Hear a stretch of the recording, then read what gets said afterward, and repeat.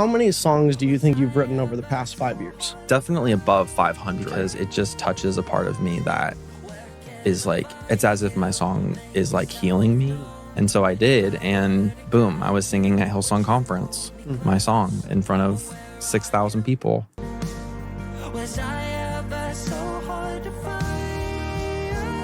Welcome to Independent Revolution, the podcast where we uncover the stories behind independent artists who are breaking into the music industry.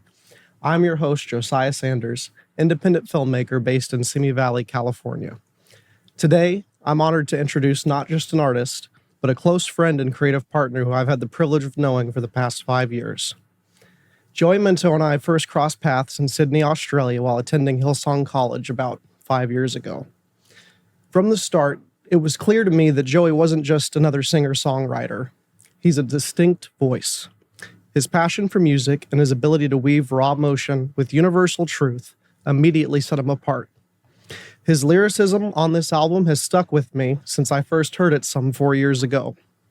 Fast forward to today, we're both here in San Diego, California, pursuing the dreams that brought us halfway across the world. Joey's journey hasn't been easy. In the face of rejection, a challenging health crisis, and navigating his identity within the Christian music industry, Joey has transformed every setback he has faced into a song. His debut album, Heart on Digital, isn't just a collection of songs. It's a manifesto of resilience, faith, and unapologetic authenticity. Today, we're peeling back the layers of Joey's journey, his faith, his artistry, his vision for a music industry that makes room for everyone. If you're listening as an A&R, a label, or simply someone who loves discovering artists who refuses to fit into the mold, I encourage you to lean in. Joey Mento isn't just another artist. He's a bold voice waiting to be discovered. Joey, tell us, when was the moment that you knew music was your calling? What's that journey? Wow. I can't remember when I started singing, because I just started singing, like in the car. My favorite spot was my backyard swing, and I would just sing all day long, literally on my backyard swing with those little tiny like CD players, with the cool headphones that was popular back in the day. And I had my whole like disc with all my, like the disc case with all my CDs in it. And geez, I could only sing girl songs. So I was singing like Britney Spears, Christina Aguilera, and my family was like, oh my gosh, you can sing just like them.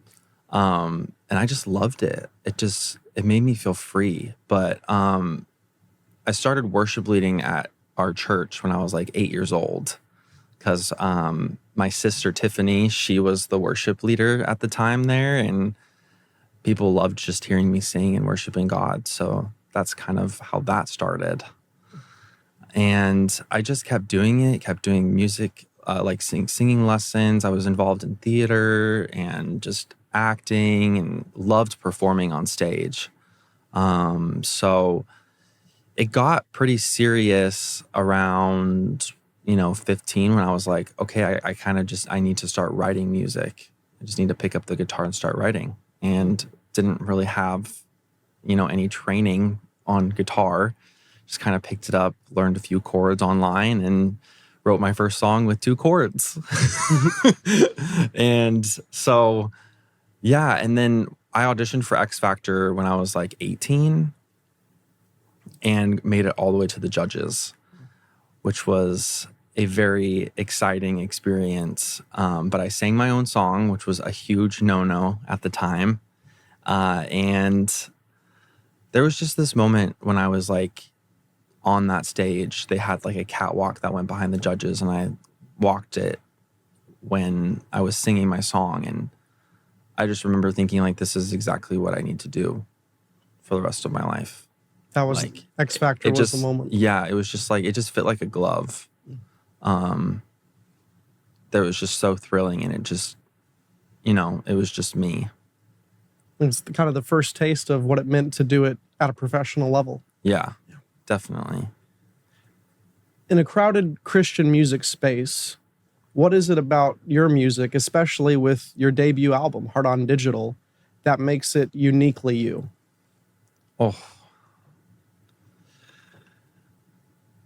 well, I'm a very deep person, so definitely the depth in the lyrics and my faith journey and my identity has always kind of been a battle for me. Um, just exploring that and exploring my faith has kind of been just like a wrestle for sure. And that's what this album is. It's like a wrestle, but it's pop and it's fun and it's just an inner look of the love that I really need. And just kind of finding myself and finding God and God's love for me is kind of what it is. But it's very poppy. It's very dramatic. It's raw. It's vulnerable. And it's real. I mean, I can attest to that as your friend, because I remember 5 years ago when you showed me a song that's not on this album. It was a single before this one, but I can still remember the lyrics to this day. There's a deep red sea deep inside of me. Will you split it for me? And I feel like those lyrics, honestly, were a foreshadowing of the journey that you're talking about now that you uncover in this album. What is that like for you? What's that been? Hard. It's been difficult. But it's also been liberating. Just not having to pretend to be someone that I'm not anymore has been really great. And just embracing who God has actually made me to be has been the best thing I've ever done. Would you say your music is... I would say I wouldn't say I'm a Christian artist. I would say I'm an artist that's a Christian. Your album, Heart on Digital, is your debut work after years of careful crafting. I know because I see it every day. How many songs do you think you've written over the past 5 years? Oh my God. In the past 5 years? Yeah. So maybe since college, since we met. Probably definitely above 500 or so. I believe it. Every time, last night you showed me 2 new songs that you've written. And that's every time I see you, you show me 2 to 3 new songs. And I see you quite often. Yeah. So that's what's special about your album is it's not just the first 10 songs that you wrote. It's you spent years crafting and curating, pumping out songs every single day, trying to find which one builds a cohesive narrative. And I think that's what's so special about this is it's not just an album of kind of, maybe this one might do well and this one sounds good, but it's a legitimate journey that you take us on. Yeah. And tell us about that journey. What story does this album tell? And why do you feel it's a message the world needs to hear right now, or the Christians need to hear right now? I guess it's to not be afraid of stepping into who you are and not being afraid to actually be loved. Because for so long, this album is kind of takes you on a journey of I start on the stage and I end on the stage, but who am I on that stage? If that makes sense. So it's kind of that journey of finding a love for me and finding that love for God. And kind of in the middle of the album, there's the song called Tiny Stars. And I really love that song. It's really one of my favorites. And it asks the question, who's going to love me? And just listening to it these past couple of years, because this album was done 2 years ago, and was speaking to me. It was waking me up. There's a song Sleepwalker in it that's literally wake up, don't be asleep anymore. And the lyrics are, and I'm going to need a full-time love to wake up. And that's exactly what I needed. I needed to embrace myself. I needed to allow God to love those parts of me in order to wake up.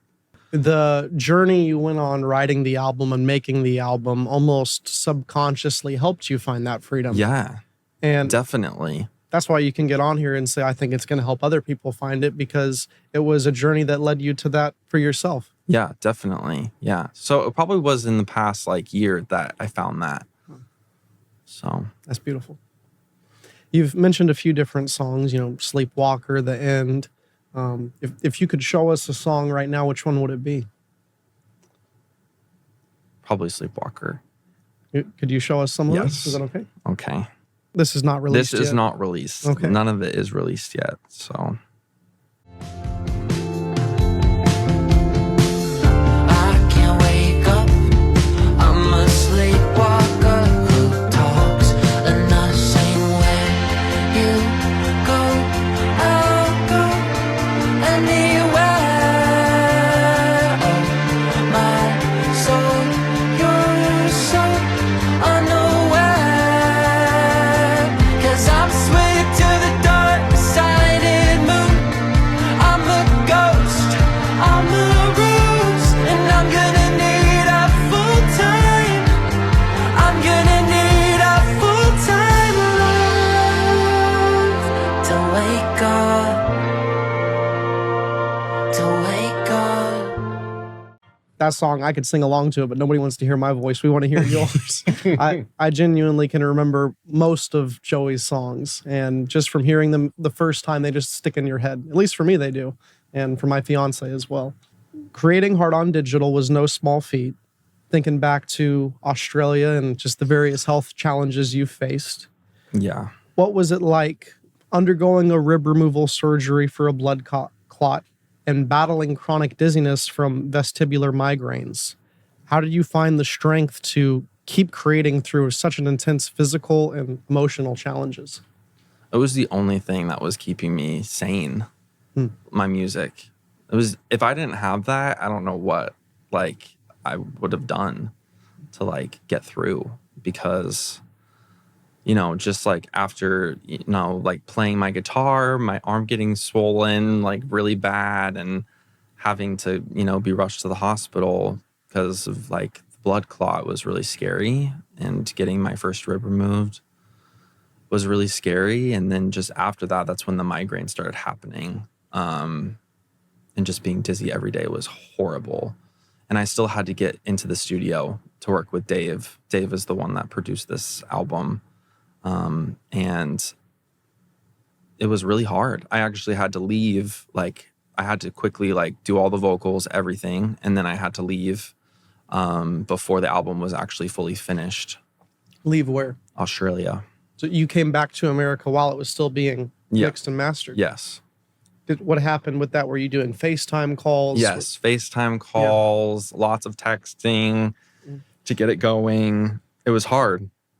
And it was hard to keep people engaged to do it. But we did it. How long did that last? How long did that take, these, overseas sessions? I mean, that's a big time difference. I forget what it is, Australia to America, but it's significant. Probably like around 8 to 9 months of kind of just collaborating and making that work. I mean, I can't imagine what it would be like if all of a sudden, you're talking about your shoulder pain. Like, I can't imagine if, my arms went out, I couldn't hold the camera, and it's like, so what's it like? Were you not able to play guitar for a while? I wasn't able to play for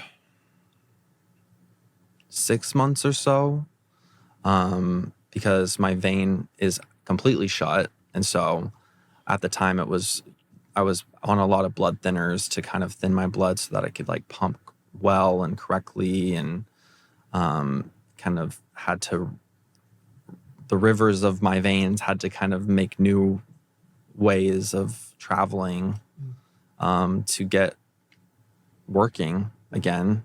So that was really hard. I think it's a testament to your character, because we all know people who a challenge has come up, a crisis has come up, and, a significant one, a health crisis, surgery, has gotten to go to the ER, multiple different times.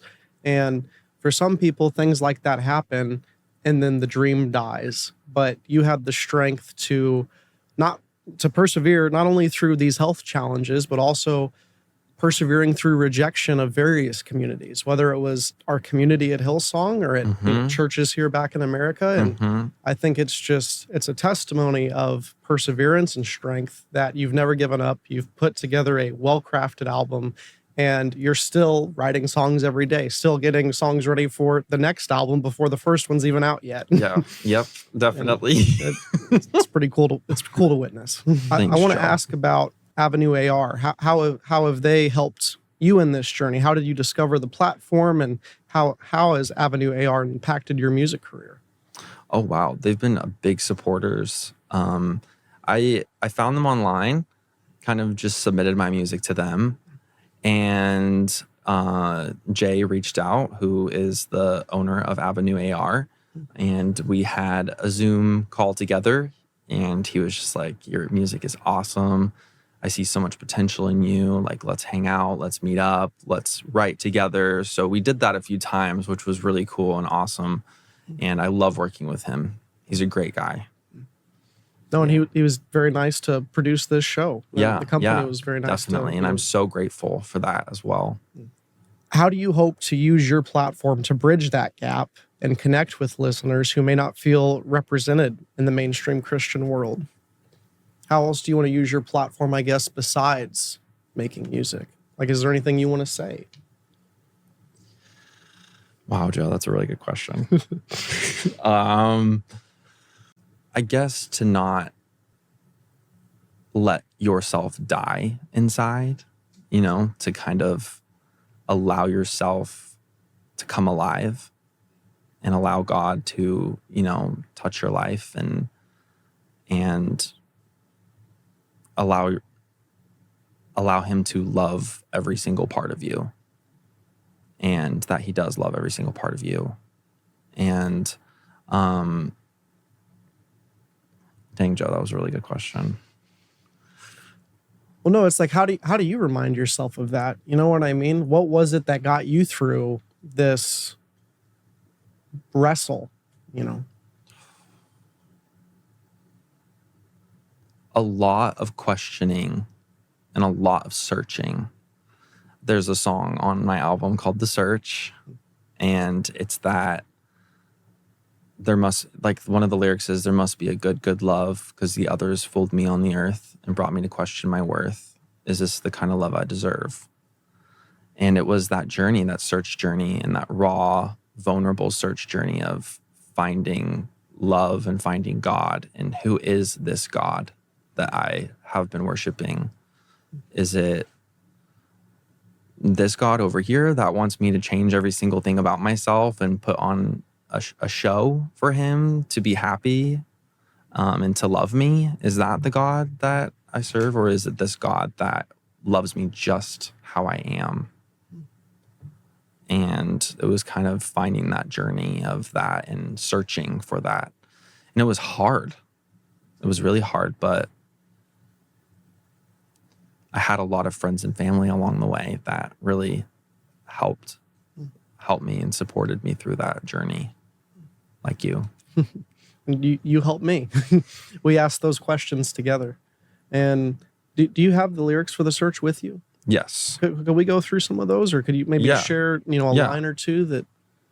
It cries. Was I ever so hard to find? Where can I find you? Make yourself known. If I were to catch you, would you hold me close? Where are you going? Where is my love? Where did you run to? I hope it's my heart, 'cause I'm only human. I heard you're divine, so easy to change me. Your love can revive. So where are you going? Where is my love? Where did you run to? I hope it's my heart. I hope it's my heart. kind of helps further communicate that journey of asking questions and going on a search, because it's everything has been shattered when it's like you go to college to, I don't know, study science under some certain teachers, and then you find out that all your teachers aren't practicing anything they've taught you, and it kind of by nature makes you question the validity of what you've been taught. What did you learn about music from being Like in college? Yeah, from studying music. Yeah, studying music? Yeah. Well, for songwriting, it's like, if you're going to songwrite, you just need to songwrite. Like, you just got to do it. And like, that's kind of like what I learned. Cause you know, like being with people in college and stuff, like you can teach songwriting, but if you're not doing songwriting, then you're not going to learn like how to do it, you know? So I just kept writing, you know, while everybody was going out and doing, you know, shenanigans. I was in my room writing and just creating and wanting to do this for real. And so it just taught me to be very, you know, determined and I guess, what's the word I'm trying to find? Do you know the word I'm trying to find? Perseverant, you know? Yeah. And it's like, I don't know, doing. It's like walking and not just talking it. Yeah, exactly. It's like something my dad always told me growing up was everybody wants to succeed, but not many people want to put in the work to succeed. Yeah. I think one thing that really taught me was, you know, don't hide. Just show someone or just say something. Like, what if I did this? And something that like a pastor always stuck with me, like when we went to college, was I wonder what would happen if I blank. And that has always stuck with me. Like, what's the worst thing that could happen? So that's kind of what I did. Like Rich, who was the creative pastor, I just was like, well, I wonder what could happen if I sent my song to him.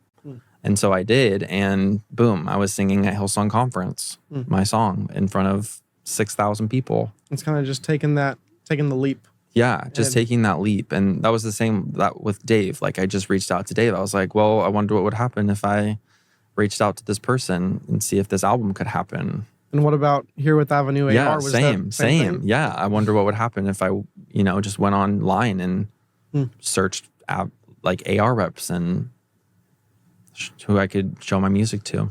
So I guess if you're thinking about, should I do this? Why not try? Why not try? Yeah. Yeah, I think that's kind of one of the things that really stuck with me. And for your songwriting, having such a legitimate high output, I mean, you could pull up your voice memos and scroll through. I mean, I'm sure it would just, your phone would die by the time you reach the bottom of it. It's like, how do you do that? Do you have to listen to some songs to get in the right headspace? Like, do you pray? What's the vibe when you go to write a song? Sometimes it just like, it like needs to come out, like just like vomit.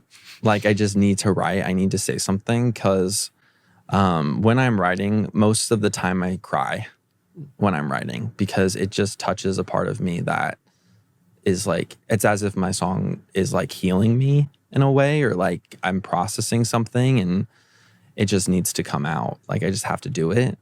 But sometimes I like search a song or whatever and I'm like, oh, I want it to kind of sound like this. So I listen to something and I'm like, oh, I love this vibe. So I'll kind of write something similar, or I'll just kind of look up instrumentals and I'll just sing on top of them, which is really fun as well. But most of the time I just grab my guitar. I need to start saying something, or I need to start singing. I need to escape. It's usually starting with the lyrics. Yeah, I just start playing chords and I just start singing and the lyrics at the same time and just write. No, and I love how unafraid you are to be personal in the music, because the most personal is often the most beautiful, the most relatable. That's been a lesson for me. Is all the best directors say, if you want to make movies and make great ones at that, make the movie that you want to see. You know, and same, if you want to make great music, make the songs that I want to listen to. You want to hear. Yeah, exactly. And that's how we get Joey Mento. Yes, exactly. That personal touch. Yeah. If you could leave listeners with one message from Heart on Digital, what would it be? Or maybe even just, you know, think about this as you listen to the album. Who's gonna love you? Who's gonna love you? Simple. Yeah. Simple as that. I think that's the message. That's kind of the question of the whole album, is like, who's gonna love me? So who's gonna love you? What's your plan and your hope for getting this album released. It's done. It's ready to go. Mm-hmm. What's next? Well, I don't know. I guess we'll find out. But I guess that's part of the reason why we're here. yeah, it's part of the reason why we're here. So I would hope to, get signed, get this album out there, perform places, and kind of get it going. Get some proper distribution for it. Yeah, definitely. Well, no, I think it's something that you're ready for because you have great experience performing live in front of large crowds. Yes. And you have experience writing songs. I mean, heck, I feel like if you had to, you could have 12 songs today that you already curated to, all right, let's start mixing and mastering. Let's take this to the next step for the next album. Mhm. And that's what's so great about you. You're just, it's not like, oh, let's try this one project and see if he has any more output. You genuinely have, you have a catalog. Yes. You have a catalog. Yes. Yeah. Well, Joey, thank you for sharing such a powerful journey. How can listeners stay connected to your story as it unfolds? Well, they can follow me on Instagram at Joey Mento. And also, I post a lot of my songs on TikTok as well, just like little songs here and there that I do that aren't released. And they're just like 1 minute and 30 seconds long. Is that the same handle? Yeah, Joey same Mento? handle as Joey Mento. Any single? Oh, go ahead. Oh, and I do, yes. I'll be releasing a single next year. It's called Sleepwalker.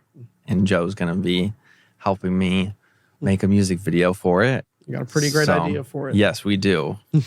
We can't tell what it is, but it's going to be really cool. It'll be good. It'll be good. Well, a huge thank you to AvenueAR for making this conversation possible. Yes. For listeners out there, if you're an independent artist looking to take your career to the next level, encourage you to kind of take the mentality Joey took on. Just reach out. Yeah. Why not try? I wonder what would happen if I reached out. Just send it to him. So thank you again to AvenueAR for putting on this show. And thank you everybody for listening and taking time to consider Joey and consider his music. I promise you his album won't be leaving you disappointed. I think it's going to be leaving you changed and challenged. Thanks, Joe. Thank you, Joey.